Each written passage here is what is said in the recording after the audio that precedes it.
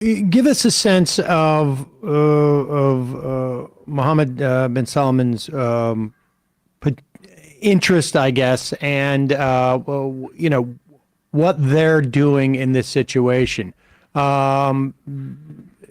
Israel and Saudi Arabia were, I guess it depends on who you were talking to, at least pursuing some type of normalization. But within the past couple of days, the pressure seems to be on the Saudis to at least indicate, some relationship with Iran. I mean, how does that work out? Is Saudi Arabia going to be any type of substantial player in this? Well, let's take a step back and talk about the normalization first, and then we can get to the last part of your question. For the last couple of months, Saudi Arabia and Israel, through the mediation of the Biden administration, have had very serious and advanced negotiations about Saudi-Israeli normalization. This is essentially the extension of the Abraham Accord that the Trump administration put together when they managed to get 4 Arab countries to normalize relations with Israel without any clear, significant, or meaningful concessions on the Palestinian issue. This, in their view, was an important shift in the region because it essentially showed, they argued, that you can have reconciliation between Israel and the Arab states without resolving the Palestinian issue. From the other perspective, it meant that these countries abandoned the Palestinian issue, betrayed the Palestinians in order to improve their economic relations and security relations with Israel. The Biden administration tried to expand that by making sure that Saudi Arabia, a much, much more important country than the UAE, for instance, who was the first to normalize, would also normalize with Israel and then continue the path of essentially trying to get normalization agreements without any major changes on the Palestinian issue. The thinking essentially being that the region was now ready to move beyond the Palestinian issue, not to resolve it, not to fix it, not to achieve a two-state solution, which has been a long-standing American goal, at least ostensibly, but instead move beyond the Palestinian issue. That fundamental idea and the assumption behind it, I think at this point is in ruins. Because while the world may have forgotten the Palestinians, the US certainly did, the Israelis were happy to, and some Arab regimes were happy to forget about the Palestinians did not forget about the Palestinians. And unfortunately, through a very horrific attack, they have reestablished their relevance and the impossibility of ignoring their plight and their situation, both in the West Bank and in Gaza. In that context, MBS is now in a rather precarious situation.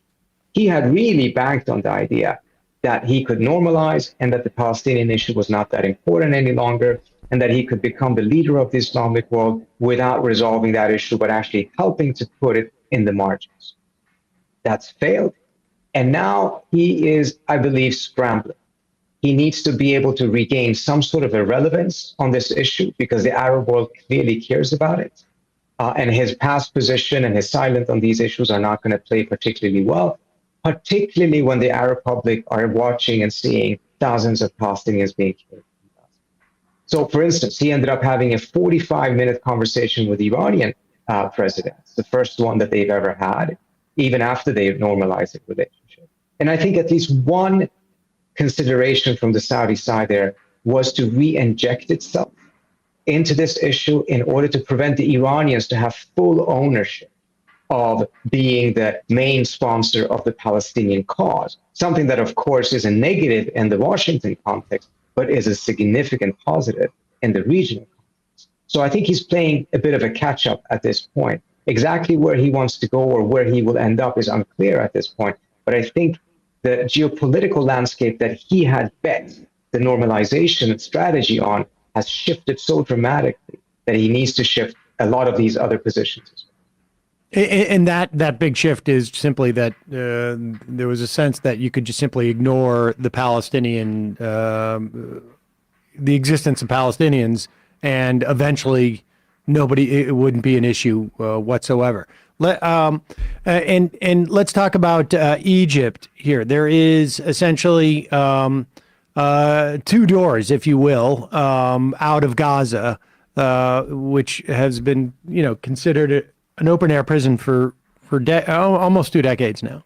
One is to southern Israel. The other is to the Negev desert, across the Rafah gate, I guess, into Egypt.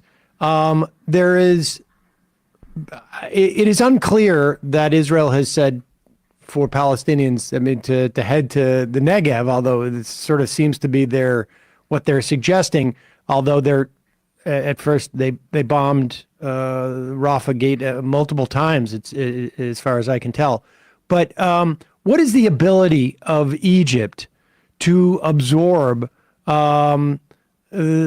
refugees at this point? I mean, and what are their interests here? Well, Israel doesn't, the Egyptians don't have much of a capacity to absorb. And we're talking about the Israelis urging about 1.1 million Palestinians to flee to Egypt.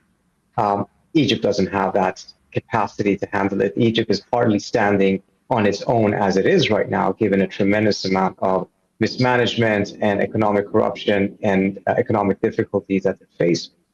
Moreover, there is a fear because of past history that if that mass exodus of people leave what is currently Palestinian land, it will create an opportunity for Israel to conquer and annex Gaza.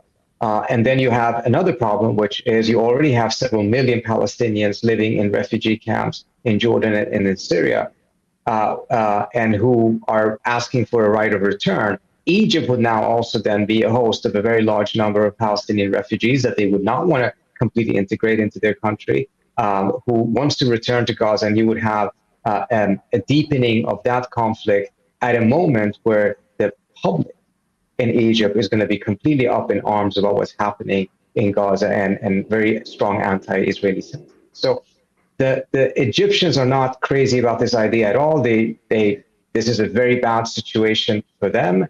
And I think there's a frustration on their end, of course, that some of their considerations and concerns, legitimate security concerns, are not being considered in Washington in the same manner that Israel's concerns are currently being taken into consideration.